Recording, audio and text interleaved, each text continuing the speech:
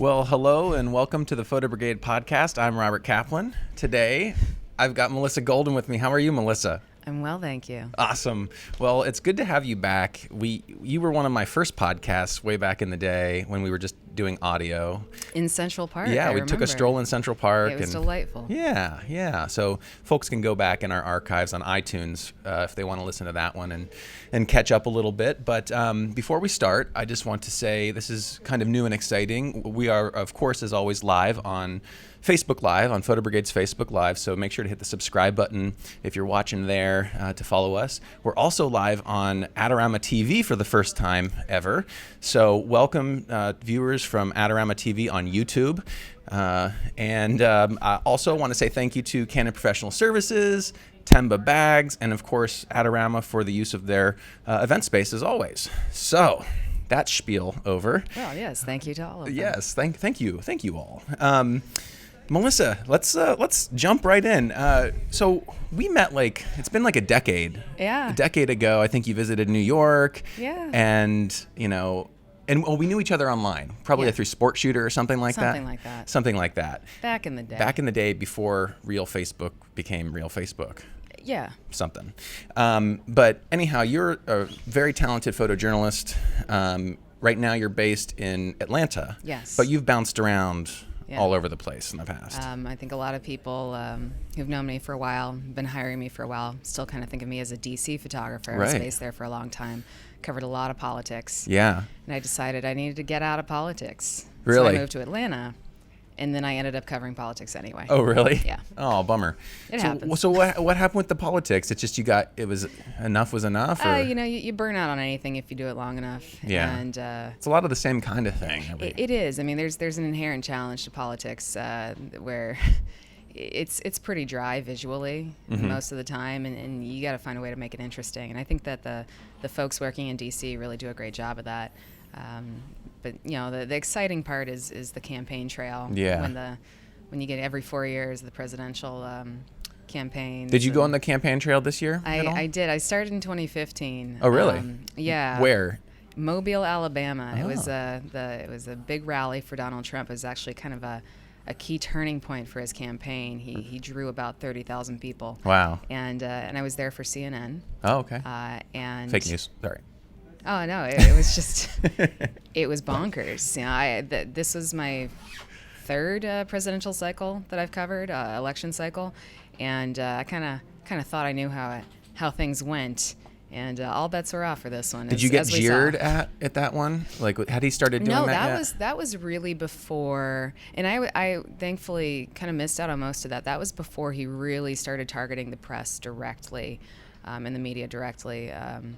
And what he would do at his rallies is he used us as a talking point. He would say, the press, the lying press, and then people would turn around and jeer.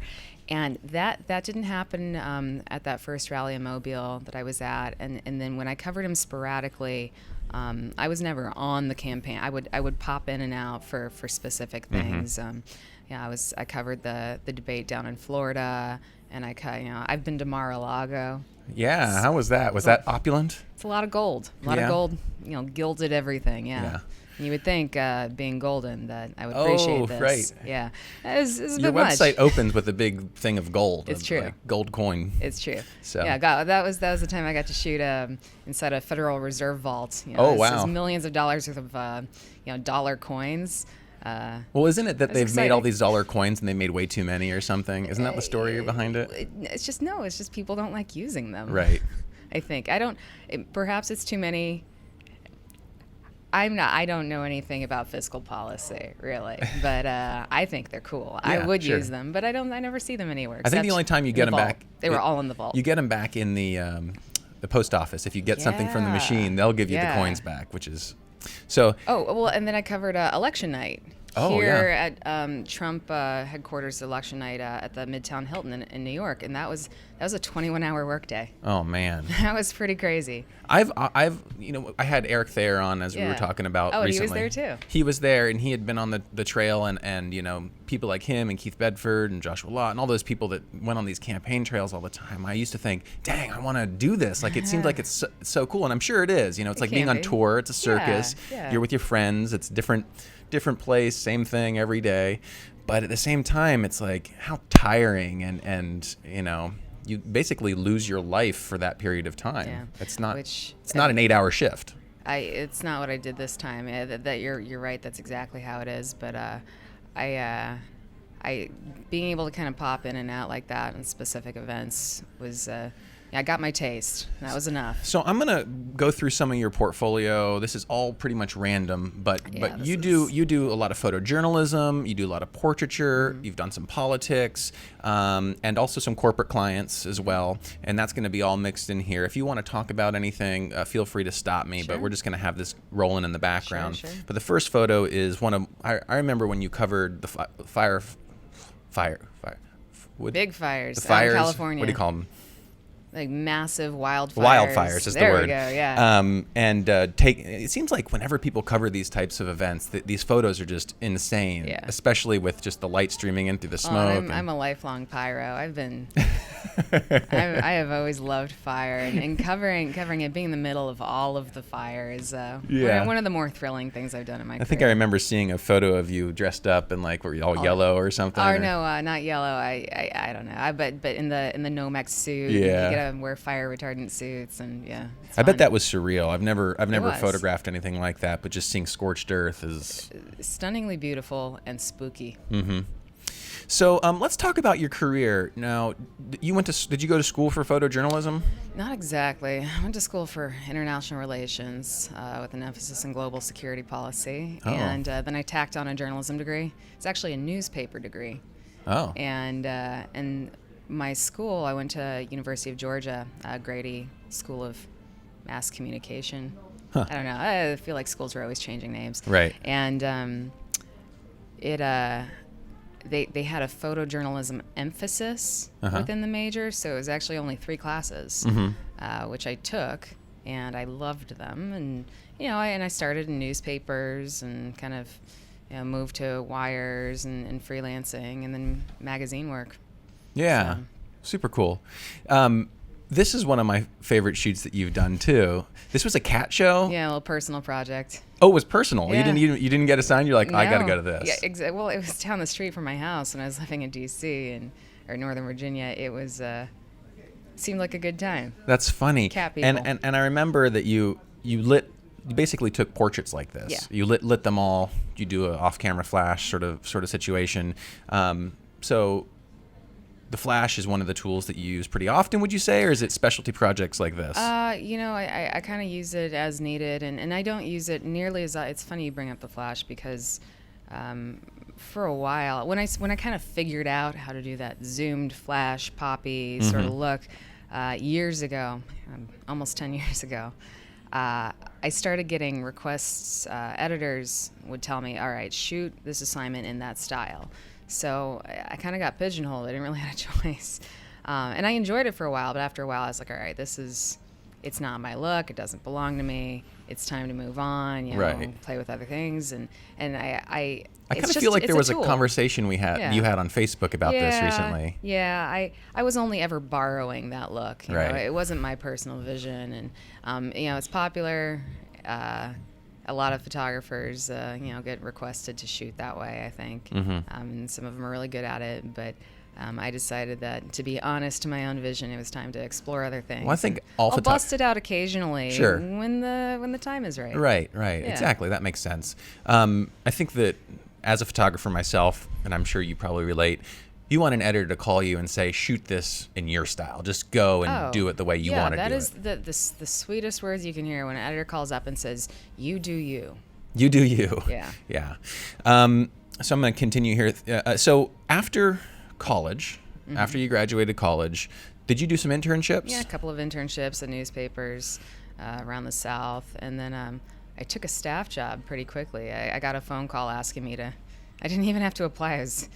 It was really effortless. Oh, really? But about 6 months into that staff job, which is at the Athens Banner Herald, same town I went to college, which I love that town, but I realized it was time to move on. I kind of saw the writing on the wall with newspaper staff jobs, and I was like, there may or may not be a future here. If I don't strike out now on my own, I might miss the boat. And I kind of got about a year head start before the heads really started rolling. That was a smart idea. I personally was fortunate because I decided to go freelance From the get-go. from the get-go. Yeah. And I think that it was, I don't know, it helped me out because I was able to get, like you said, that head start, building these clients. And as you know now, you have all these different clients that you've worked with in the last many years to 5-10 years that keeps growing and compounding, right? Yeah. So now people always ask me, how do you pitch?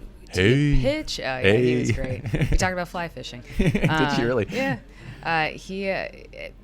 People, how do you get your clients? How do you get your assignments? Do you pitch them? Do you this? Do they do what? How's that work? And it's like, I don't even remember anymore how I got half my clients. It was a lot of relationships. It's all about meeting people in person, but then eventually, you do enough work, your reputation builds, things kind of snowball, editors see your name and your byline, and they'll make note, or just word gets around because editors talk to each other. They do. They absolutely and not only do. that, but editors change their job. Yes. So they go from being, associate editor here to the director of photography here, or whatever. I have a beloved photo editor who was a bit of a publication hopper, and I started with her at Time magazine. She believed in me from early on. Really advocated for me, would hire me. Started at Time. She moved to Essence, brought me along for Essence. Moved to Fast Company, brought me along to Fast Company.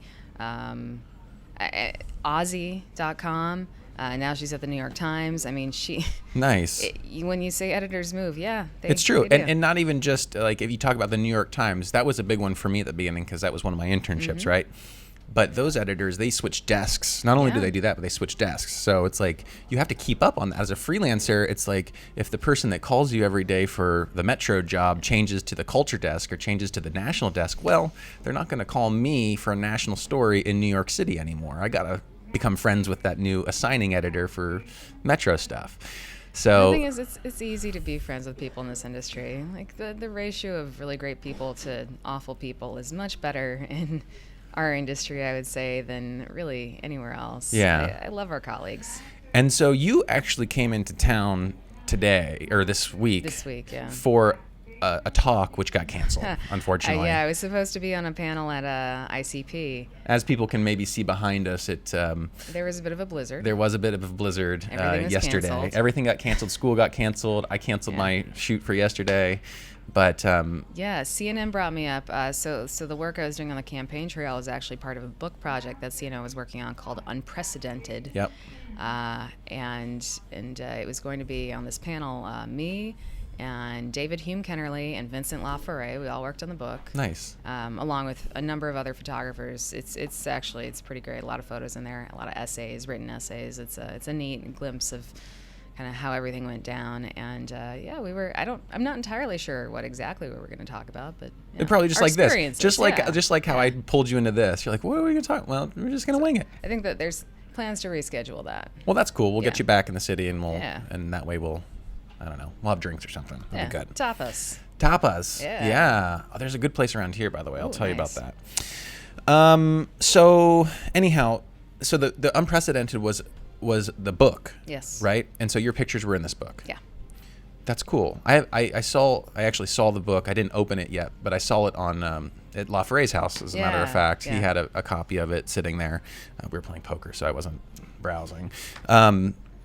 That's cool. It was more than just the three of you. Oh yeah, it was a lot of photographers. I mean, you had Callie Schell in there. You had I think Landon Nordeman was in there, and it was a bit of a list. I was very excited when I got the book and I saw the back of the book and it listed the photographers. My name was first, and I was like, yeah. And then I realized it was in alphabetical order. Oh, really? And I was like, still. But it's ridiculous. The photographers involved in the project were just, as Trump say, big league. Big league, very big league. Yeah. Right. Big league photographers. League. Yeah. Well, that's cool. And then when you're in town in these situations, like after this, you're going up for a meeting. Yeah, I have meetings all day today. I'm flying out this evening. but it's been a while since I've been in New York to do meetings. But every time I come up, either informal meetings, grabbing drinks or lunch or coffee with my friends. A lot of these photo editors are old friends at this point. But then for a number of my clients, thank you. You're welcome. Just get a little closer. Yeah.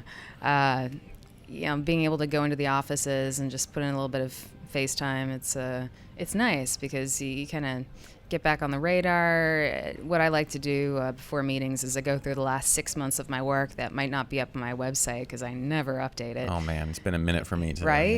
Yeah. I think a lot of us have this issue.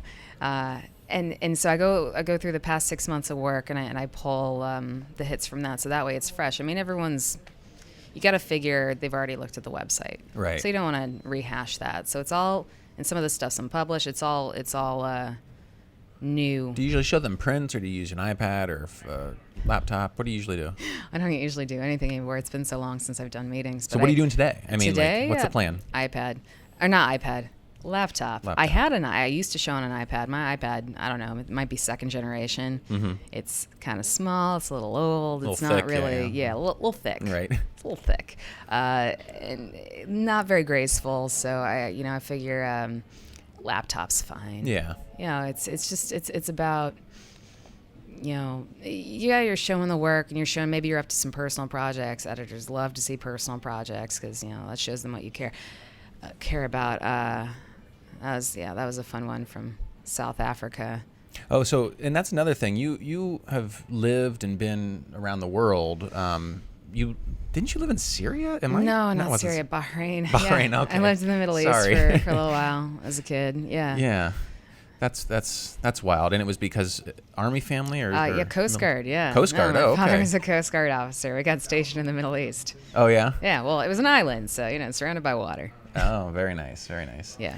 Have you been back at all, or do you visit? No, have you visited since then? I really wanted to during Arab Spring 2011. I remember you talking about that. Getting a bit restless there, but I started hearing that because it's an island, it's kind of harder to sneak across the border, and journalists were getting turned away at the airport, and it's kind of hard to, I think if you're a writer, you can kind of go in there and, they're not going to question a notepad, but if you show up with a bunch of photo equipment. Right. I just didn't want to get on that flight and get turned right around. So look at this portrait of Ted Cruz.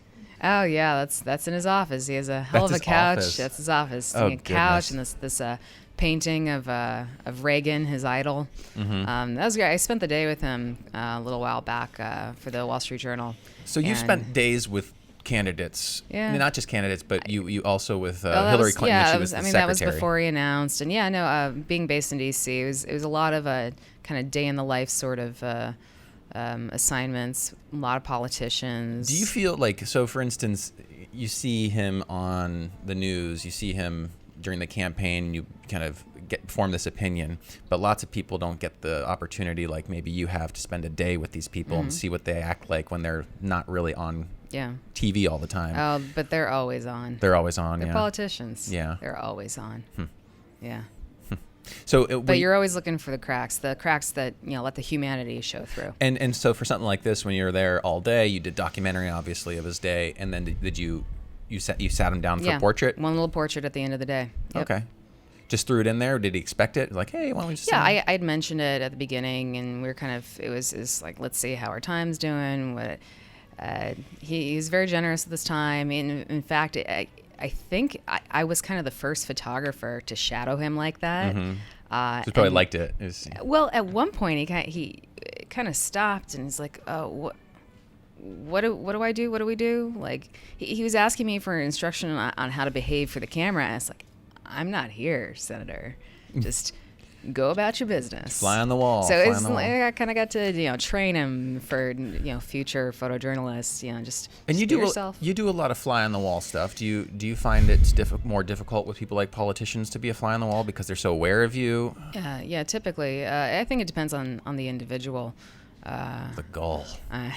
The gall to put this in your portfolio. This isn't a portfolio. This is I'm just kidding. Less it's of a goal. Portfolio and like more it. of a mix of photos. No, I actually shoot a lot of wildlife, a lot of animal stories. Yeah. stories. Yeah. Oh, yeah. I get assignment. Well, I didn't used to get assignments, but then I went off and I sent myself to South Africa to shoot endangered penguins. Oh, wow. And Endangered penguins. word got around, and then I became, she does animals. She does animals. She does police Animals, scenes. That's outside the White House Correspondents' Dinner, outside the Hilton there. So you've been to the Correspondents' Dinner? Yeah, I've been around the Correspondence. You weren't Center. in during I've it. photographed kind of the hijinks surrounding it and the after parties, and it's going to be an interesting one this year. If they have it. If they have it. I'm not sure that they should. I'm not sure they ever should have. It Well, was never entirely appropriate. Yeah, it is really weird. If you're really into like journalistic ethics and so on. yeah, it was always a little uncomfortable. Yeah, I'd say. And then this must be a training situation. It is a training situation. Yeah, mock prison riot at a decommissioned prison in West Virginia. Oh, wow. Yeah. It was for Al Jazeera America, which was a really fabulous publication that is no longer online. They hired a lot of photojournalists to work on a lot of really cool stories, and they folded, but it was really nice to work with them while it lasted. Yeah, that's too bad.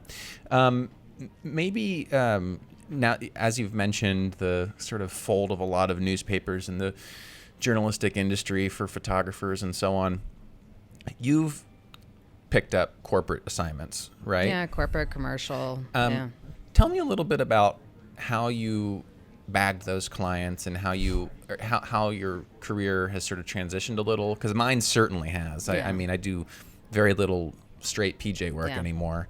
Not because it's necessarily I don't want to. It's just that it pays a lot more to, you know what I mean? And it costs a lot of money to live here in New York. I got to pay the rent. Yeah, and I have a mortgage, on my house in Atlanta, and there's bills to take care of, and you gotta, if you want to continue to be a photographer, you have to figure out a way to make your career sustainable.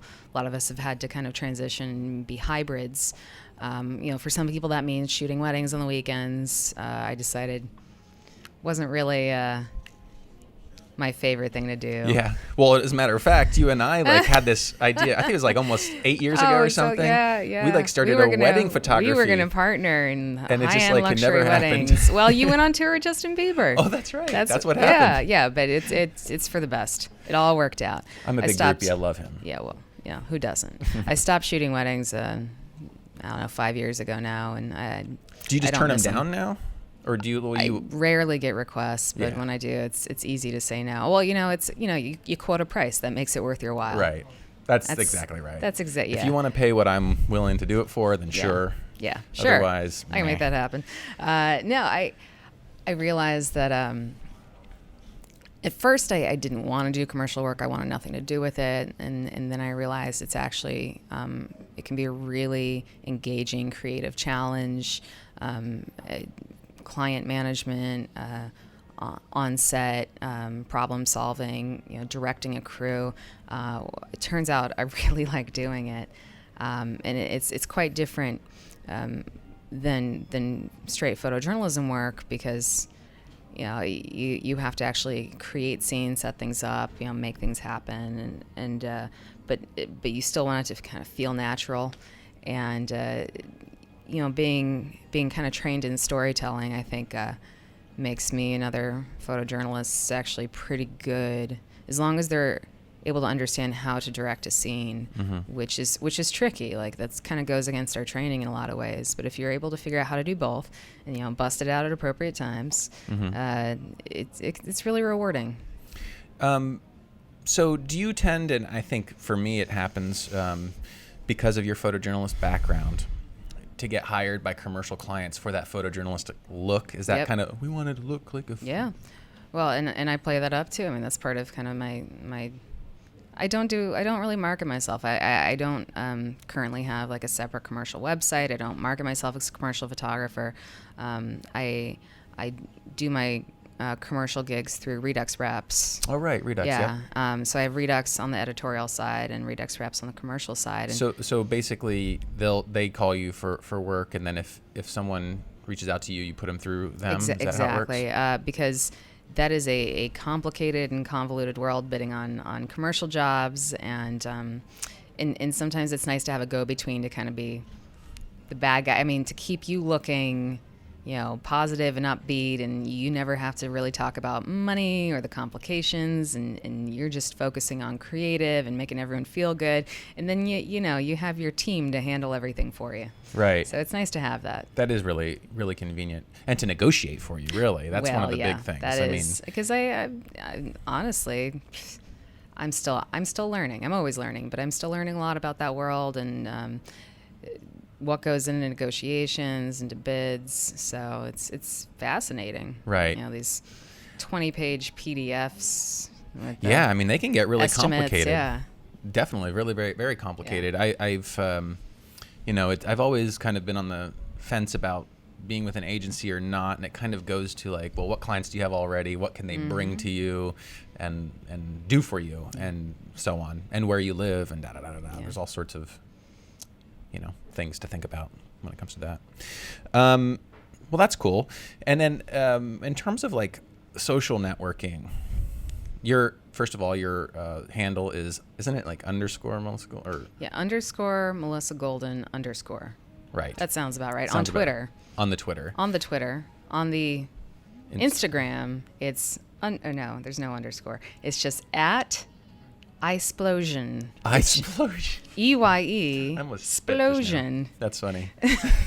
I couldn't believe that handle wasn't already taken.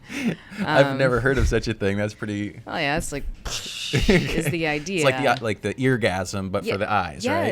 Yes. Eyegasm. Oh, is that taken? Eyegasm? Probably. Chewy, can you look into that, please? Thank you. No, I'm just kidding. So tell me about like you've been using obviously Instagram and Twitter and Facebook, and do you have a page on Facebook as well, like a professional page? Yeah, it's really casual though. Like Right. I never wanted to invite anybody to like it because I thought that was how a bit pompous. Oh my god. Well, just like my page. If I felt a little uncomfortable and awkward, I put it up there. If people want to like it, they can. But it's and it was also became of questionable value, and Facebook kind of changed the algorithms. That's true. And how people saw content from pages. Yeah. So I have one. I have a little bit of this here, a little bit of that there. I have a presence online. How do you feel that it has helped you, if at all? Do you feel like you've gotten assignment work from it? Sure. Because I hear a lot of, like, one of the things I've said on this podcast a few times with different people is, and some people have told me that art directors have asked, like, what's your Instagram rather than what's your website to see your work? Yeah. Which is what changed my mind from making Instagram sort of just a daily journal from iPhone only pics to, okay, we'll throw some real stuff up there. Do you get that a lot now? Do you? Okay, so I was on Instagram pretty early on, and at one point they made me a featured user, so I had several, 20,000 followers or something like overnight, over the span of a week or two. And they changed the terms of service, and I quit out of protests, and I lost my original handle. I remember that. And then I went a few years. I was like, I don't need Instagram. Forget it. It was too much of a hassle anyway, and it's overrated, and I don't need it. And sure enough, over the years, editors kept going, oh, we want to tag you on Instagram. What's your handle? Like, I don't. And it wasn't until I did I forgot, the same editor that, from Time to all those other magazines, ended up working at RollingStone.com for a while, and she sent me on tour with Imagine Dragons. And so when she asked, all right, we want to tag you on Instagram, I was like, I have to rejoin Instagram. And it's fine. I use it more as just kind of I think like a lot of photographers do, a way to promote my personal vision, but occasionally assignment work that I've done. Right. What's funny is when I first got on Twitter and, social was kind of getting big, I don't know if you've had an assignment for the New York Times called Night Out, where you kind of like follow a celebrity around and go out with them for a night. And so I went out with Kim Kardashian, right? And so we're sitting at this table, and I'm taking pictures, and she's getting ready to tweet. And she starts asking people, she's like, what's your Twitter name? She gets to me, and I'm like, I don't know. And I just kind of like shrug it off. And it was Robert Kaplan, of course. Like I didn't even realize what my name was at that point. And then I realized at that point, that would have been a good shout out, have a Kim K shout out to start up my Yeah, my well, following. then you could add the Kim Kardashian fans to your legion of Bieber followers. Right. Beliebers. Beliebers, yeah. Yeah. I did run into her a couple times when I was on tour. There you go. Yeah, funny. Anyway, Kanye. Let's talk about Kanye. No, let's not. I'm just kidding. Do I have anything to say about I don't Kanye? have much to say about that guy. no. He did pull his her support for Trump. I think I'd heard about that. It's a big deal. It's a big deal. Let's see. What else? What are we talking about? What's new? What are we working on these days? Do we have any projects that we can talk about at all, or? No. Just kind of promoting this book for CNN, which So has it's been called fun. Unprecedented, and you can get that on Amazon or something yeah. like that. Actually, we saw a photo from Trump's office at Trump Tower, and he had 2 copies in his office. Did he? He did. Probably each different cover, right? Yeah, because they reshot the cover. Trump didn't like the first cover. Do you think they changed it because of that? No, I think that I don't know for sure, but I think that there was such a rush to publication that, when they sold out of the first edition and had the opportunity to do the second edition, they had more time to do it exactly how they wanted to. Right. That makes sense. Yeah. How many, so you got assigned a couple of times for CNN, and was it intentionally for this book, or was it just like, Yeah. so you knew that this was going to go for a book project? Yes. That's cool. Which means that I had to sit on these photos for a long time. Could not. They're actually still embargoed. Oh, really? Yeah, they're embargoed until June. Till June, okay. So I And have then we're all going to have a these- new update on the website. I don't know if people want to look at Sure they do. campaign photos anymore. Well, I mean, it was interesting. We had Thayer on, and he has his new Trump gallery. He spent a lot more time. His pictures are probably way better. But I think that it's one of those things that with a little bit of time and distance, the pictures will take on new meaning and be more interesting to look at. So I might actually sit on them for quite a while. I'll send them to Redux to syndicate, for the archives. But as far as kind of presenting them, I would like a little more time and distance to process, and I think a lot of us, would like that. Yeah. It's been a bit relentless. Nobody's really gotten a break from the politics. Yeah. I'm a member of multiple Facebook groups, right? Yeah. And one of them is like built just so that everybody can say whatever they want, however they want. That's private, that you wouldn't post normally. And someone came on and just begged, can we just please not talk about Trump? Because it really just brings me down every day. And I'm seeing a lot of people like have some real like issues with just having to face the fact that it's in our vocabulary every day now. Yeah, well, typically around this time, and the first 100 days are always important for any new president or newly elected president.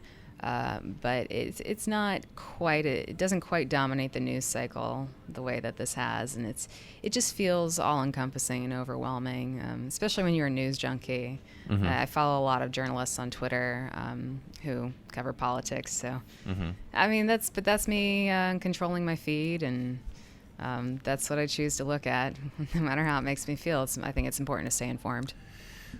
Where do you see yourself in 5 years? I mean, this is a new question I've started asking people. Yeah. It's like, because it's like now, I mean, last time we talked, it was years ago, right? Yeah. I mean, for the podcast at least. And it might have been 5 years ago. It might have been 5 years ago. And, when we first met, that was going on, if not 10 years ago. And that's a decade. Mm-hmm. I mean, that's a huge amount of time for both of us in our careers. And you look back and like, man, that went by very quickly. Yeah. Right? So 5 years isn't like a long time, but for you especially, you move around a lot. So since that time I met you 10 years ago, you've moved 3 times maybe at least. Let's see, DC, I think you were brief in stint in Florida New or York. something. No, not Florida. There was LA. Oh yeah, LA.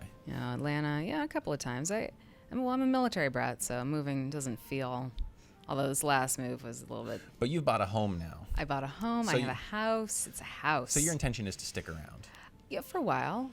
I don't want to sell my house, but I might get the travel itch after a while. I need to pick up and go somewhere else. I'm looking at South America. I'm looking at. I don't know. I might do a while, rent out my house, and just travel the world for a year or two. It's hard to say. 5 years. the way that the days feel nowadays, the days feel so much longer than they used to. And oh, I just ended. There we go. We'll There start at we the go. beginning Yeah, now. start at the beginning. No,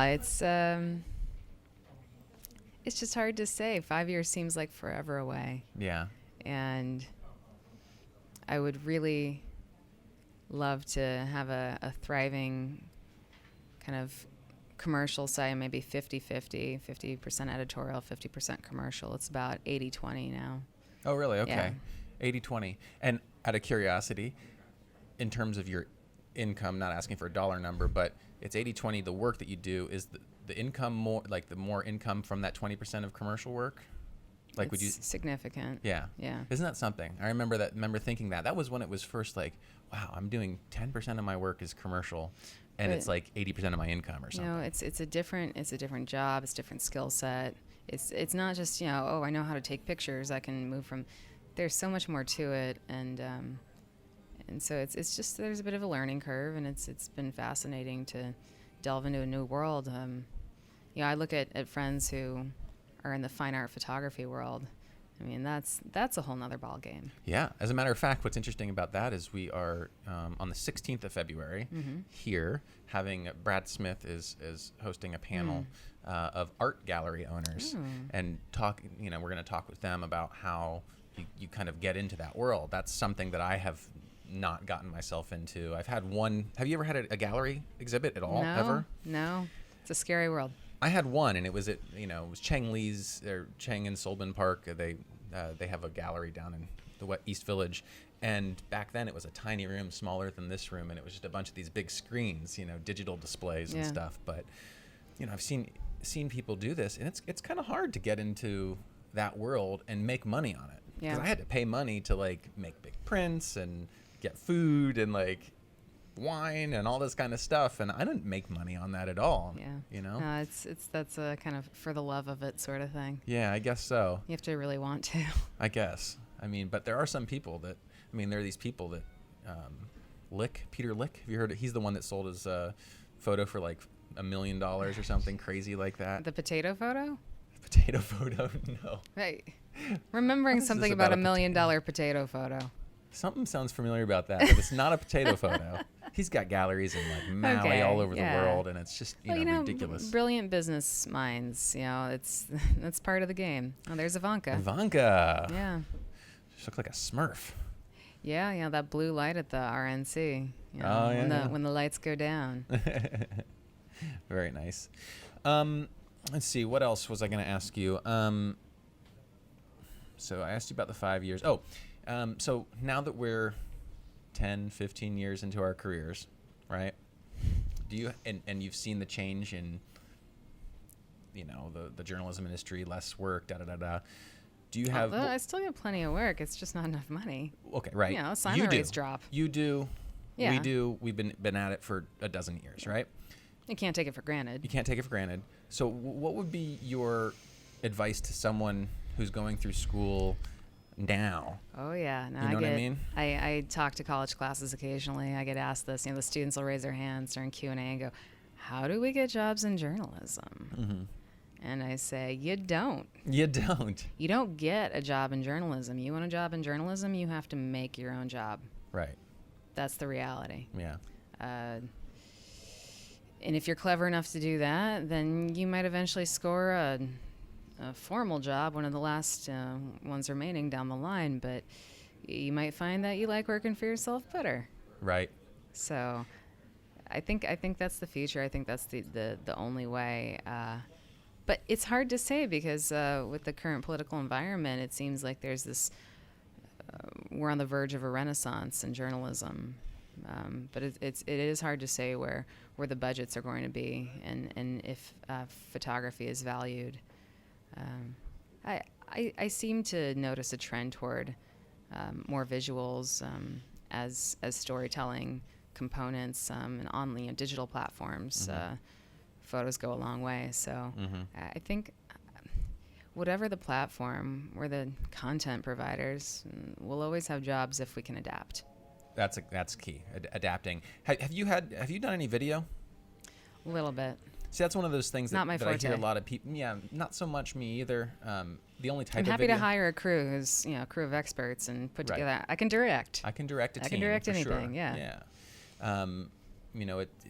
It's true. I mean, I work with this guy right here, Chewy, who when I do a lot of video work myself, but that's one of those things that a lot of people, they're teaching at like Ohio University, the need to like do audio and video and multimedia, not just straight stills like it used to be.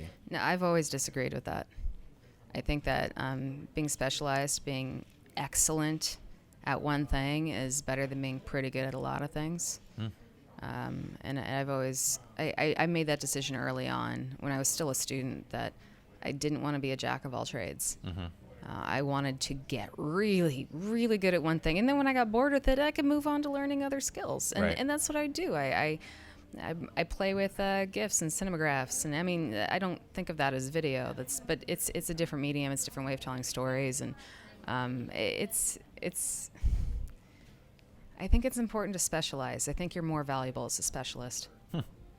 But Cool. others might disagree. Yeah. Well, that's good to hear your opinion on that. Good to hear your It's a opinion on strong that. opinion. It is a strong opinion, yes. Yeah. Well, I think that I don't know if we got any questions that we should ask online. Favorite